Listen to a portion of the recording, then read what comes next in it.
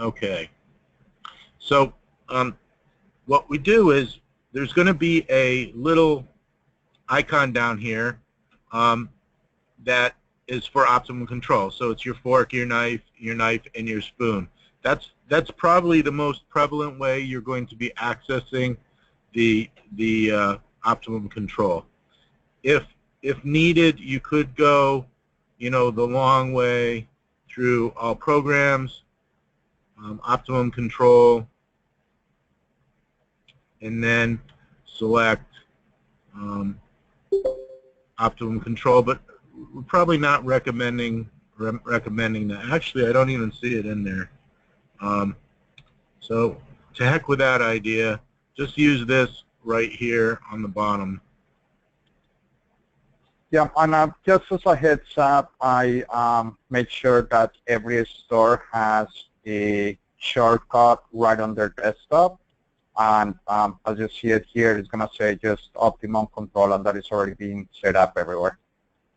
Okay, so yeah, you also have this shortcut here, and we have this one down here.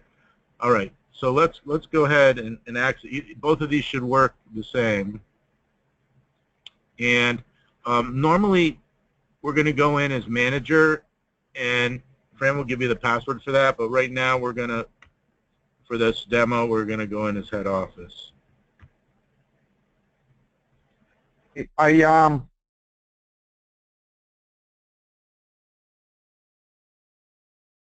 I changed the password for that. Let me go in and enter it. Okay. Just because we roll it out for every store now. So just one quick second.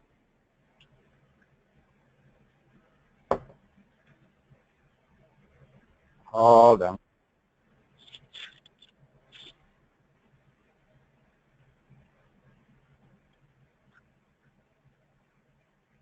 All right. Okay. Now we're in the program. I want to give you a brief overview, and then we'll get down into the actual workings of the program. So mainly, you're going to spend most of your time in invoices, in an inventory, and in reports. You can also go to reports here. So invoices, inventory, and reports.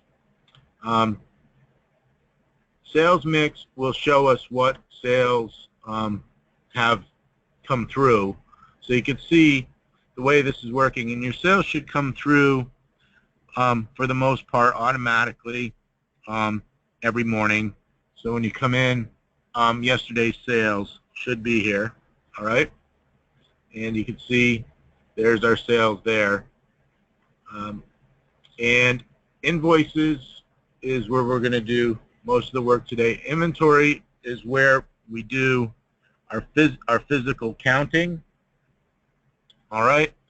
And reports is where we're going to look at our information. So to get started, let's go into invoices.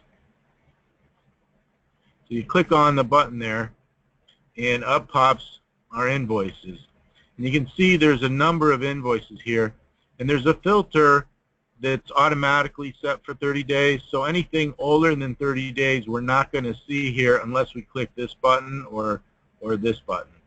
And that makes sense because usually you don't want to look, that far back.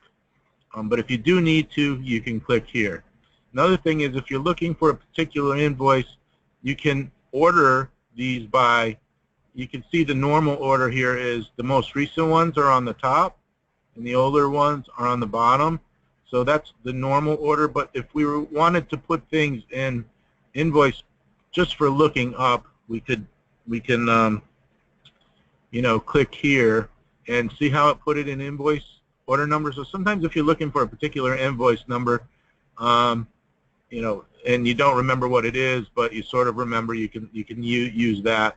And then if we click here on date, it puts it back into the earliest. Or if I click on it again, it'll go in descending. So descending order or ascending order. We can put it in supplier order as well, in, you know, ascending order or descending order, and or due date order, or even total order. So we're going to go back and put it into the default here, having the most recent at the top. Also, if I'm looking for a particular invoice, I could actually type in a partial. So if I'm looking for invoice, 172488848, I could type it here, 172, and you can see everything that has 172 in it is there for, and see how the invoice pops up? I don't have to finish the invoice. So this search function works pretty much the same throughout the program, whether we're looking for an item or a recipe or something along that nature. We can type in partials, and the system's smart enough to find it. If I type the last three characters, for instance, 848. See, it still found it even though 848 is the last three characters. So it doesn't have to be in particular order. It just goes and finds anything that has that in there. So very, very handy. Now, a couple things we could do. We could view this invoice here, Perkins paper, by clicking the view button, highlighting it over here on the left, and then clicking the view button, and you can see what an actual invoice looks like. So over on the left, we have all the supplier items that are associated with Perkins paper. Over on the right, we actually have only the items that came through on that invoice. You can also see, if you look here, the check marks. Check marks mean that price had changed, or the unit of measure had changed, and basically you can see that this is more of an updated price here. We can do, when you're entering invoices, we'll go to that in a few seconds. You could actually type in the order codes over here, and the items will pop right up and over here. So it's pretty neat the way that works. Now, also notice, you see who the vendor is, the invoice date. So this is important for accounting purposes. I'm sure you're used to that using the Aloha system. Also, the invoice number is important, and the invoice total. The due date also is useful, so we know when to pay it. Now these should pop up automatically based on the terms that were set up at the master headquarters. So pretty much, if you have an invoice date, the rest of this will pop up automatically. So here is the items that are received, and you can edit these. We don't really want to change this one because it's an active and live invoice, but we can certainly look at it. So you can see the banana by the pound bag. We had one bag at $9.99.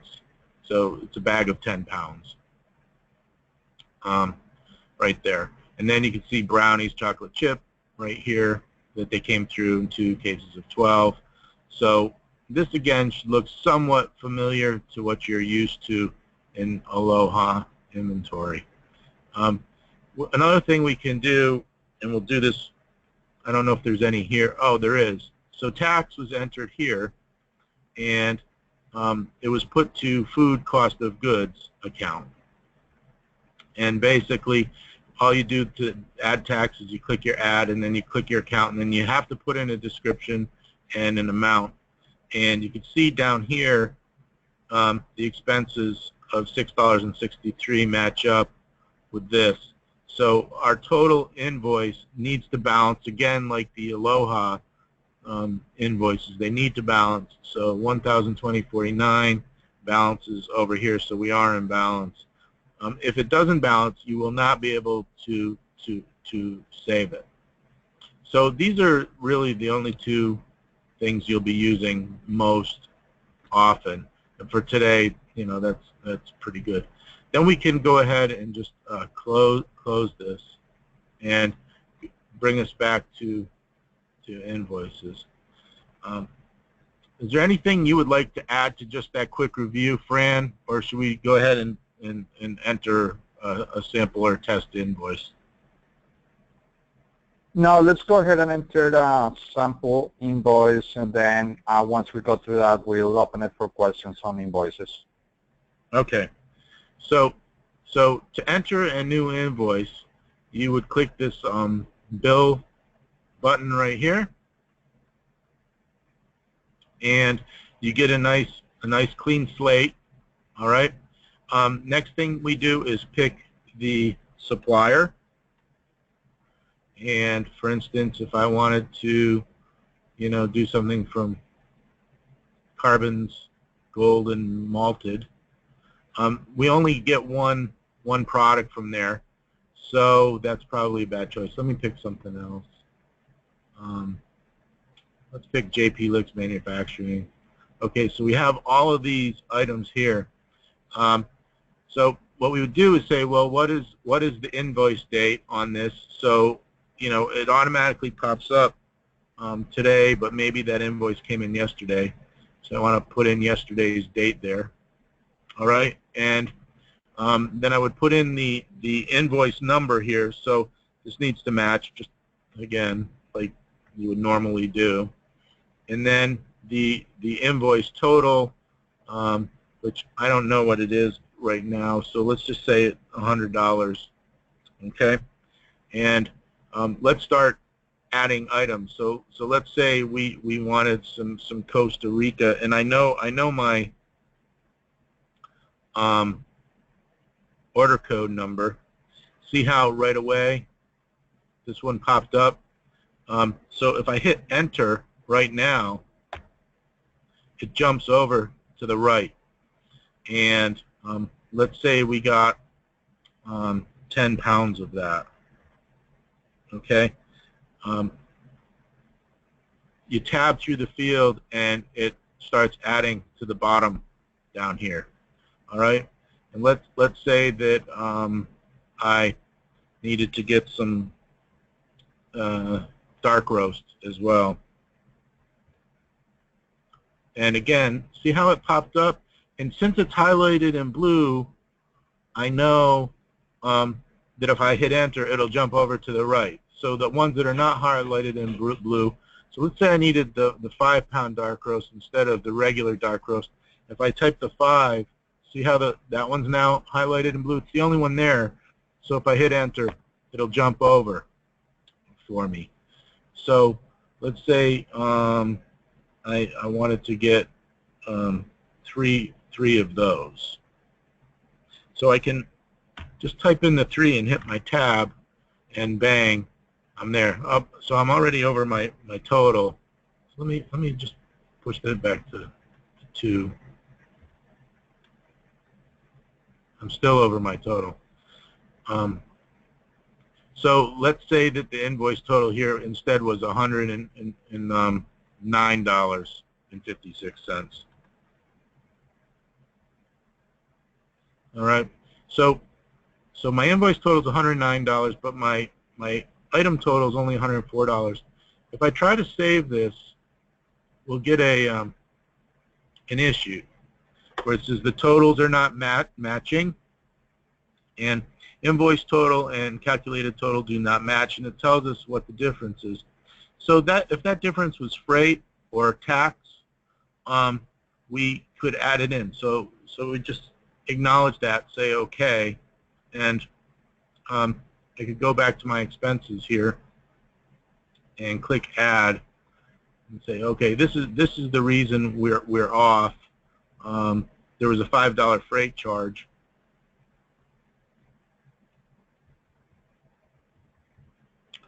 And I put that in over here. And that could be tax or it could be freight.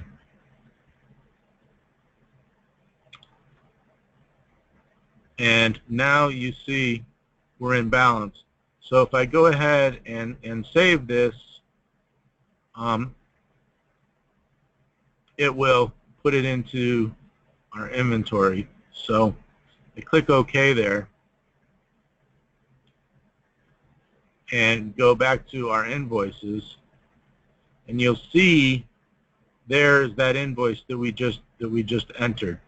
Now, one thing that's sort of neat about this that we didn't have with the old Aloha is we actually have an ability to delete an invoice or to re-enter it. So let's just say I made the mistake of the freight charge was really $10. You can't go in and edit it or modify the total price. You can actually go in and modify other components of it. But another interesting thing you can do here is we go to view it, and let's just say I wanted to increase it to 114. It will not let me do that. So this field is uneditable. All right. What I can do is I could save this invoice. Let's say there was 100 things on here and I didn't want to retype the whole thing. I could save this template as, I'll just call it DD test. DD for Dave DiSabito. Okay. And it just basically saved this invoice. Now what I could do is I saved it as a template. I can close this, go back here, and I can delete this invoice.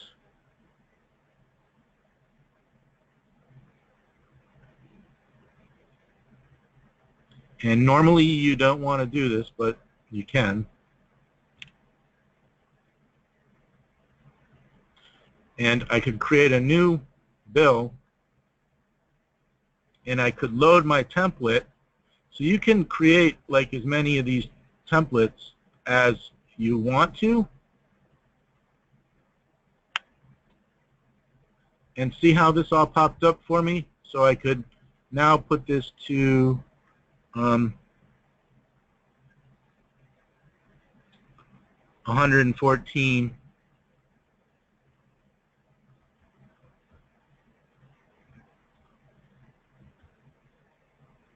And tab through the field, and you'll see where I try to save it now. We'll be off by $10.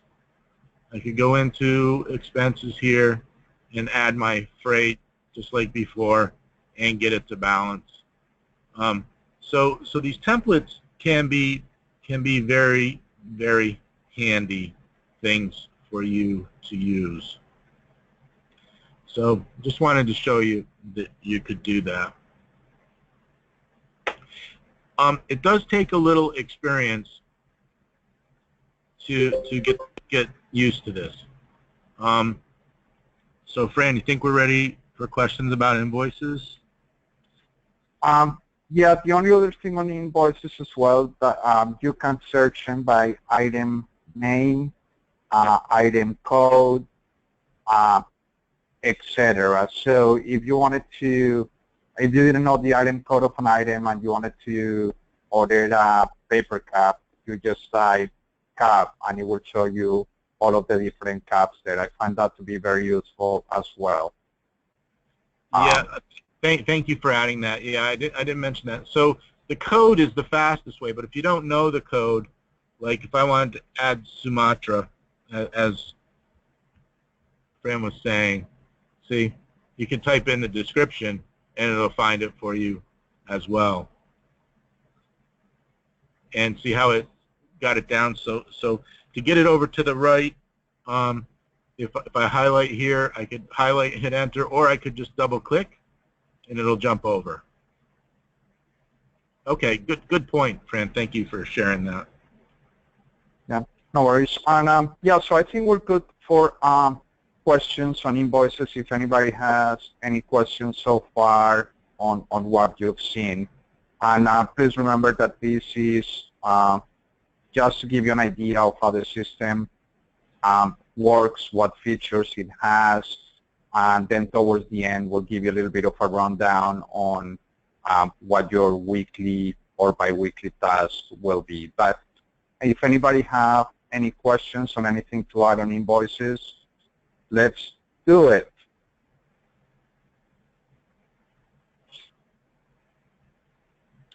Okay, if there's no questions, let's show you how to pull in an electronic invoice from Perkins Gordon Foods. What we do to do that is we would go to purchasing, and you see this thing down here, EDI import.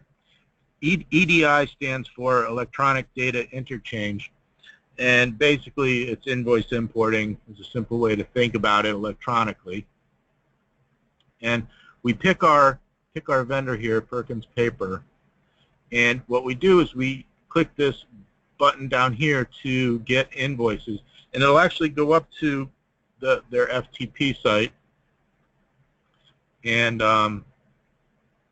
it's finding some invoices and bringing them down to Optimum Control Inventory.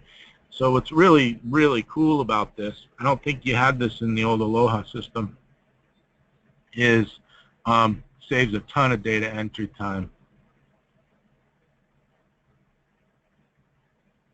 Have we been using this here? I'm not sure. It doesn't look like we've been using it.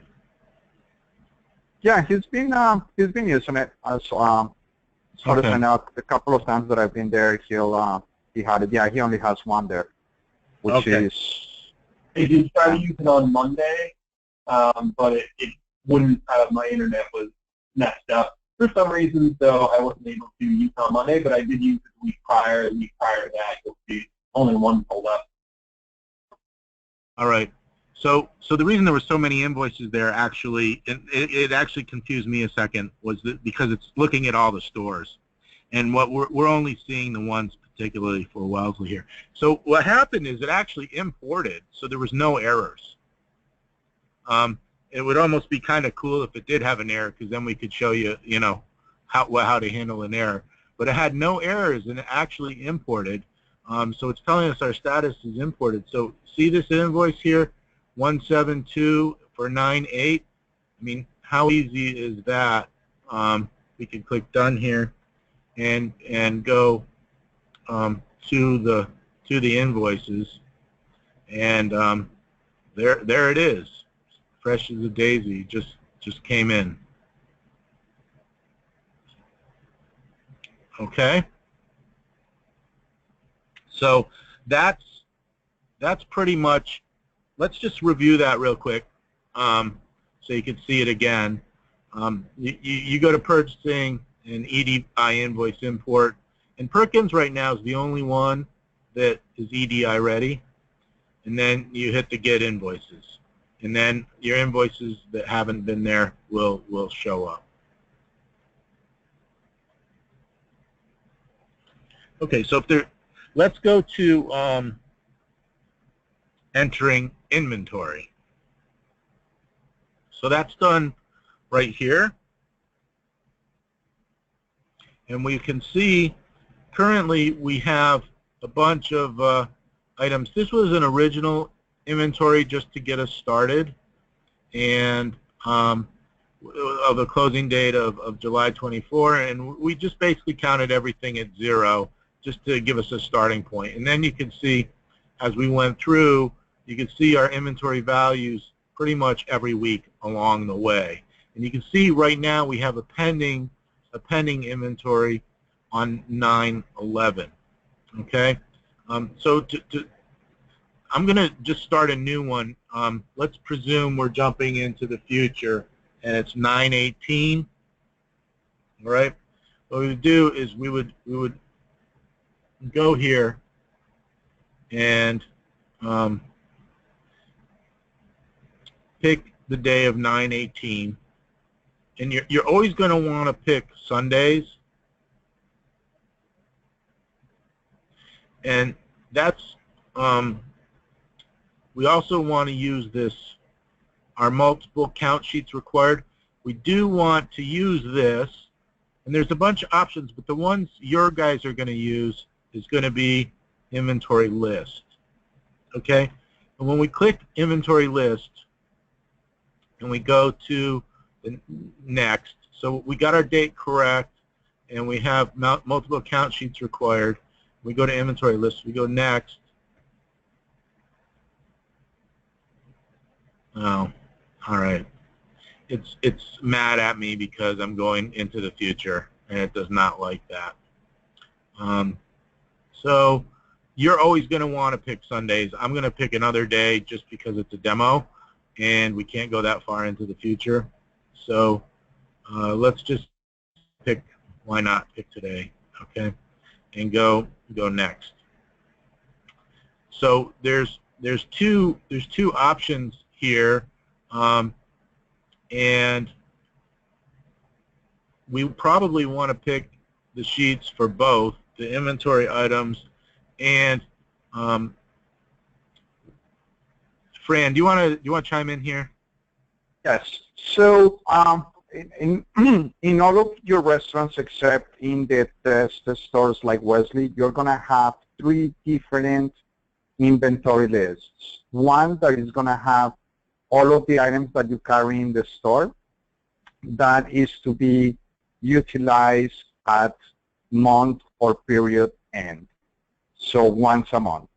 You're going to have another list that is going to say food and retail. So that is the one that you're going to use when you are not at the end of the period, right? So either weekly or bi-weekly, and we'll talk a little bit about that later. And then you're going to have a third one that you're going to use all the time that is going to be named rotating flavors.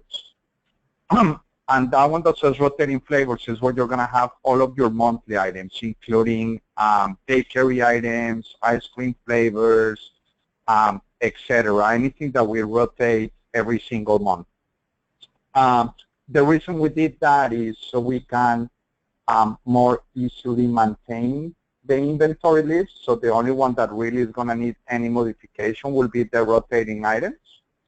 And your DMs and myself will go over that with you a little bit at a later point on how we're going to do that. We might have either the DMs maintaining that particular list or go through it with you and maintaining it. So that is the reason that we're going to select to this particular store. We don't have that. This was one that we started earlier and one that we learned a lot from.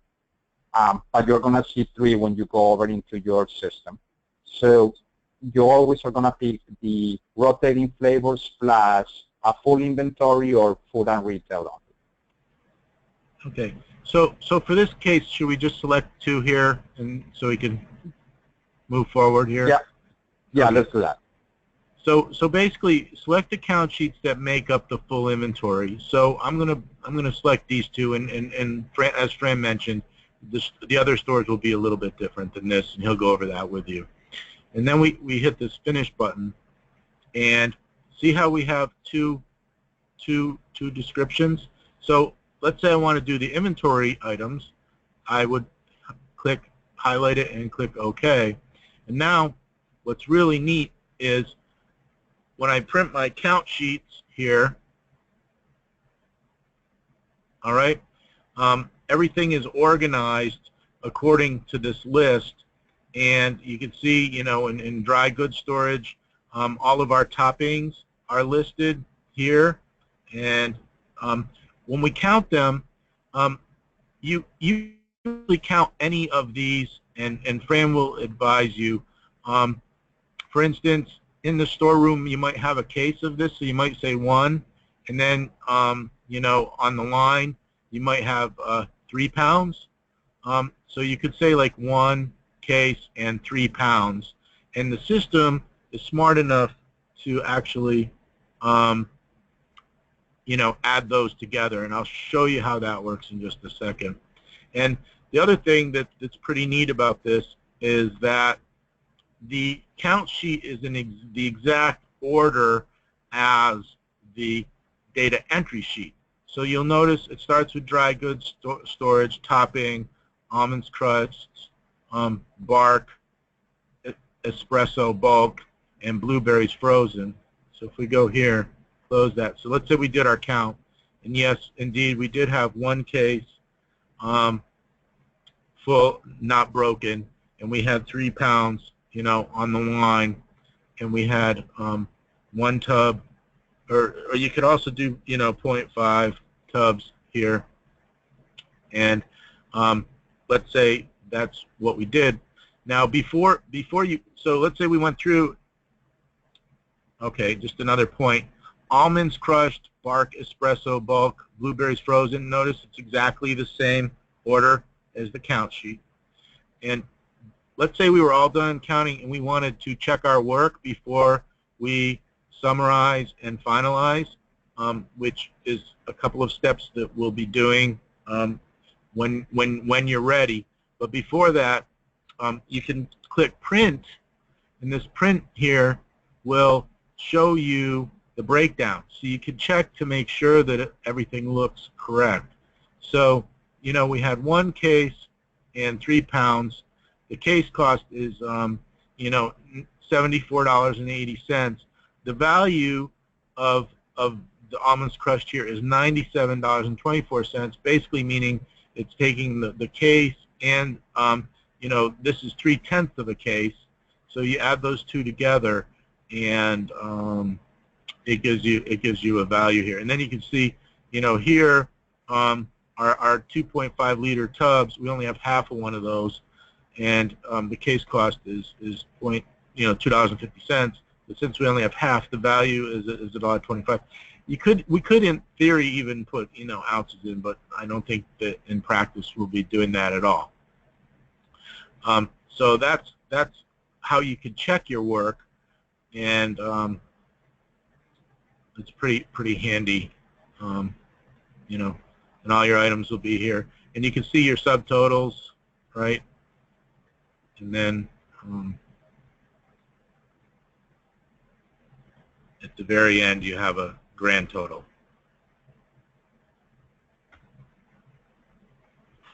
Right? So if everything looks good and we're ready to save it, we would summarize it.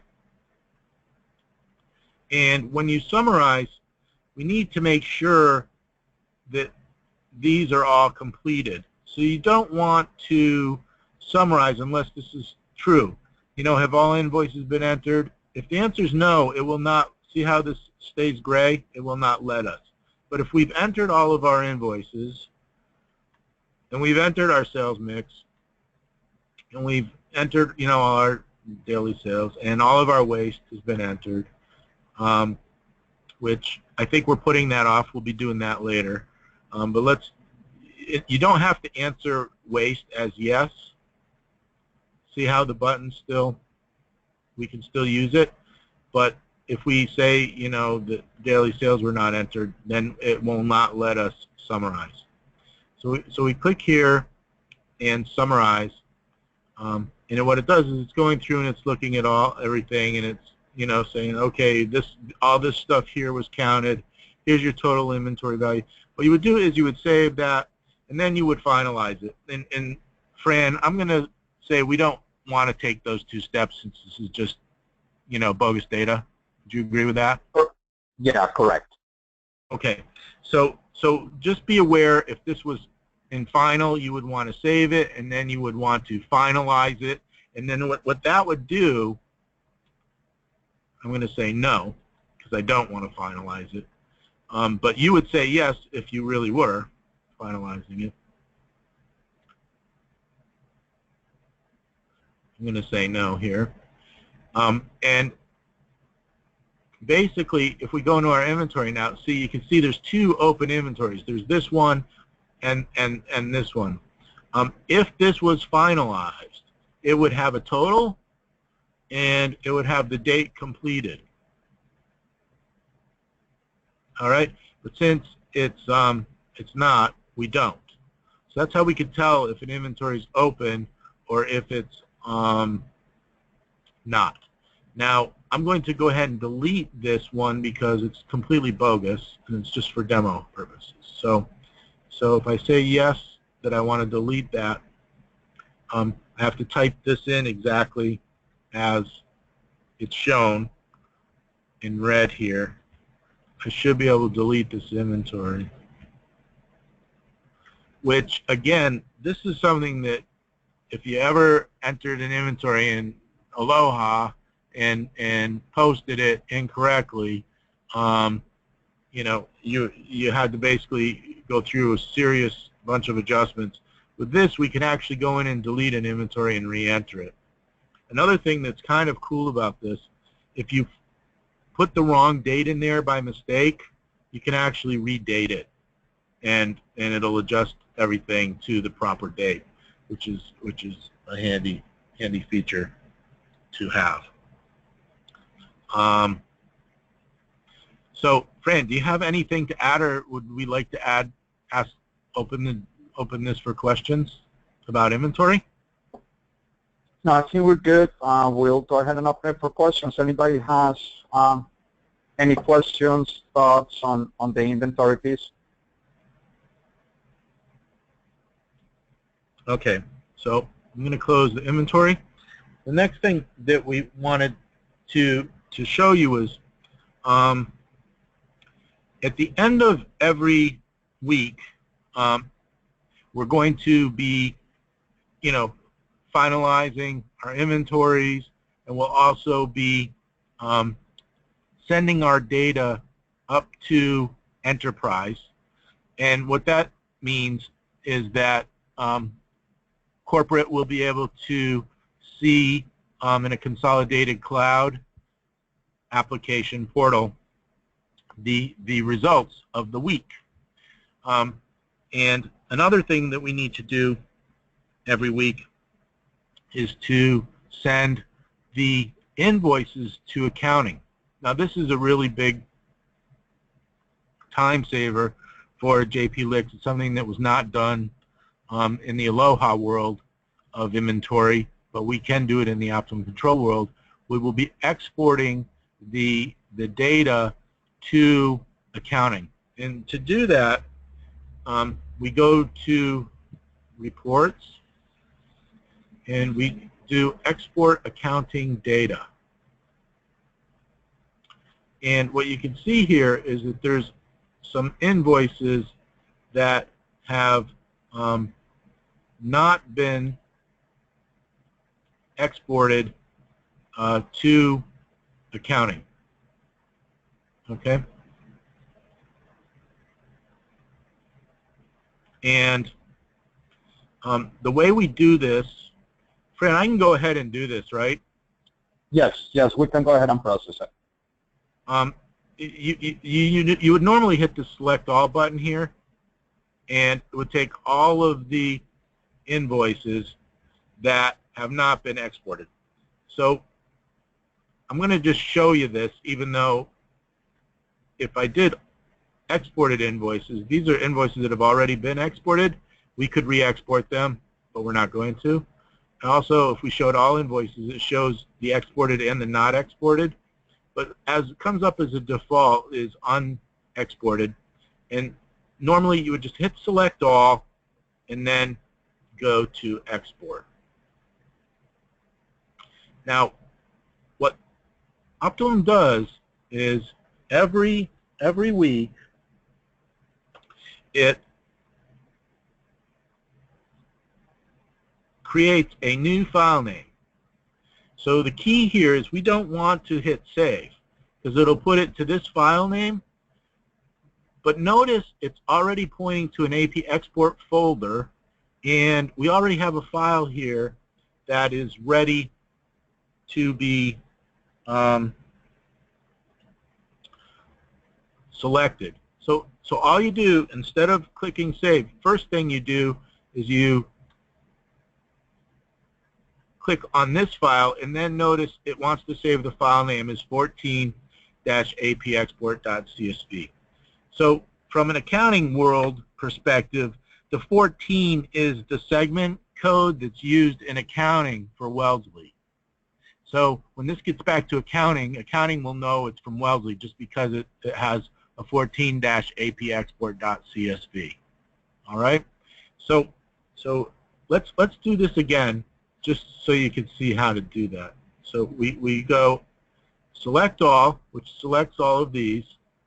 We click Export, and then we highlight 14 because we want to save it as that. We don't want to save it as this. We hit the Save button here, and it's as simple as that. It says, do we want to replace this? Now the answer is yes. Okay? Because every week they should have gotten the other file and they should have already have it imported. So we want to replace this with the new invoices. So we say yes. And data was successfully exported and saved. Would we like to review the export recap? Well, you could say no here once you get used to this. But we're going to say yes for the demo today. And this just lets us look at what was exported. So if I click yes, here we go. This has been exported. And it's important, and Fran will work with you on this, in the auditing component, that the vendor ID is present and that the general ledger account is present and correct. And you can see this looks perfect. We have a vendor ID 14-Portion, so accounting knows what that means. And we have a GL account 45,000-14, which is for Wesley food cost of goods, and down here, food cost of goods, paper cost of goods, and cleaning supplies. And so this looks perfect. It has the vendor ID the way it's supposed to, and it has a GL account. If for some reason you had an account here without a GL account, that might be a problem, and you might want to call Fran at that point. But this looks perfect, so we can just go ahead and hit close here, and that step has been completed. So now, just for a quick, if we go to reports and we go to export, there's not going to be anything there because we just did it. See?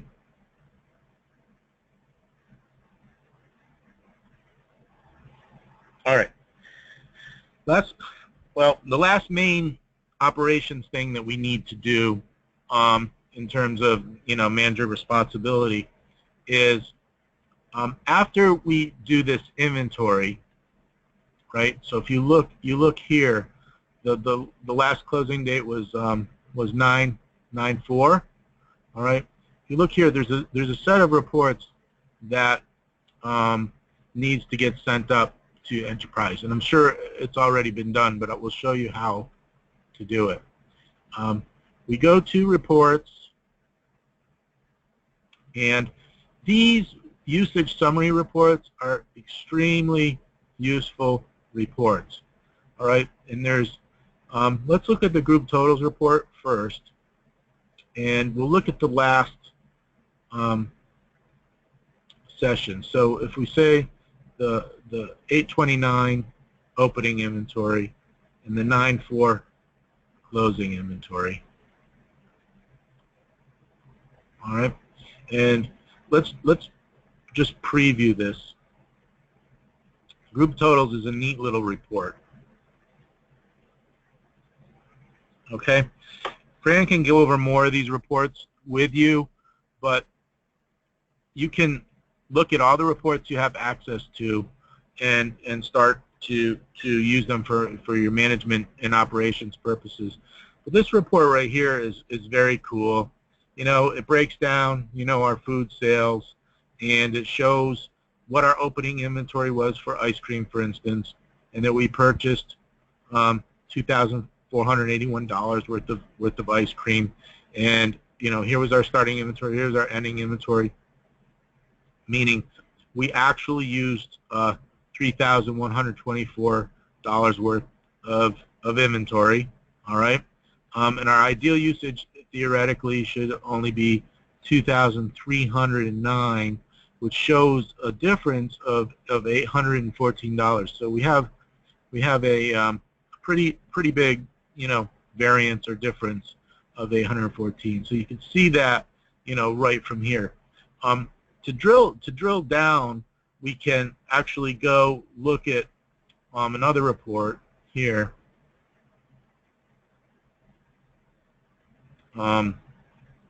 Which, let's look at the count reports, and let's say we only want to look at ice cream. Okay, I could drill down and say, oh, well, why was that 800 so high?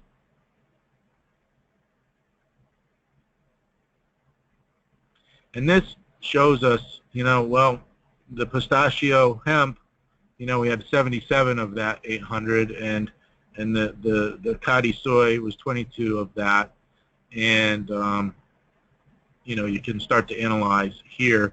When you're seeing those negative values, what that means really is that there was an overage, right, where we actually grew product. So in this case, we grew some maple butter walnut, and again, we have $56 variance here and $58 variance.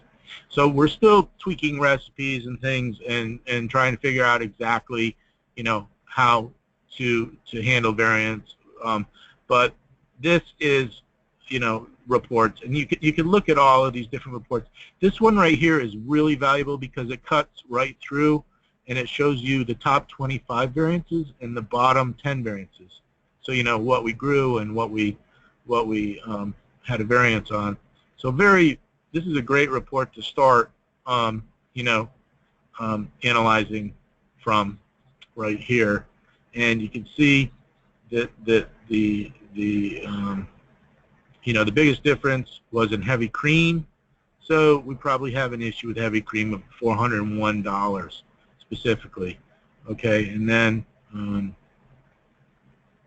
the other top 25 here, and then down at the bottom, we're growing all this stuff. So maybe we're having an issue with underportioning there or counting. So Fran will go over how to analyze. There's just a ton of reports here. I don't think we want to spend a lot of time today going over them. It really takes you building your own data and understanding, what's going on at your own store to really get a sense on that. But what we would do next is we would export this information to Enterprise, and you have to do this every week. So part of management responsibility every week is to export those invoices, do your physical count, export those invoices, and then export the data to Enterprise. So we just click here, and it's basically going through and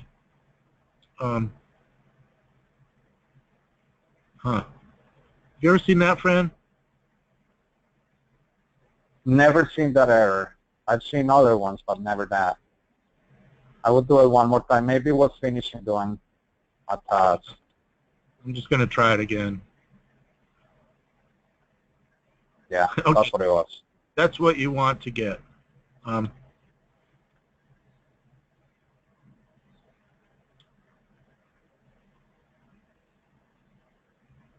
Now, what this means is once you've exported the data to Enterprise, that means it's available for the accounting team up at corporate to review. And we want to wait for this data process successfully, and then you hit this close button here.